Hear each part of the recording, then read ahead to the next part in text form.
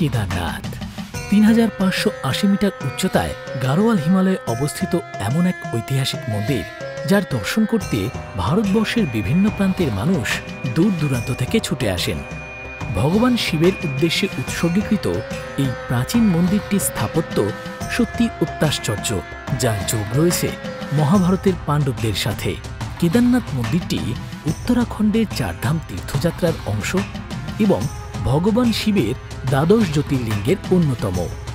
মন্দিরের অভ্যন্তরে একটি শঙ্কু আকৃতির শিলাস্তর রয়েছে, যাকে সদাশিব রূপে পূজা করা হয়। কেদারনাথ মন্দিরের পিছনে কেদারনাথ শৃঙ্গ, কেদার গম্বুজ এবং অন্যান্য হিমালয় শৃঙ্গ অবস্থিত। কেদারনাথ মন্দিরের ঠিক পিছনেই রয়েছে আদি শঙ্করাচার্যের সমাধি, যেখানে তিনি মোক্ষ লাভ করেছিলেন। এছাড়াও মন্দির থেকে মাত্র ৫০০ মিটার দূরেই রয়েছে কাল ভৈরবের মন্দির। স্থানীয় লোকেদের বিশ্বাস, শীতকালে যখন কেদারনাথ মন্দির বন্ধ থাকে, তখন কাল ভৈরবী কেদারনাথ মন্দির ও নগরীকে সমস্ত বিপদের হাত থেকে রক্ষা করেন। আপনিও যদি কেদারনাথ ধাম গিয়ে থাকেন, তাহলে আপনার অভিজ্ঞতার কথা আমাদের কমেন্ট বক্সে কমেন্ট করে জানান। আর এই ভিডিওটি ভালো লাগলে লাইক করুন, বন্ধুদের সাথে শেয়ার করুন।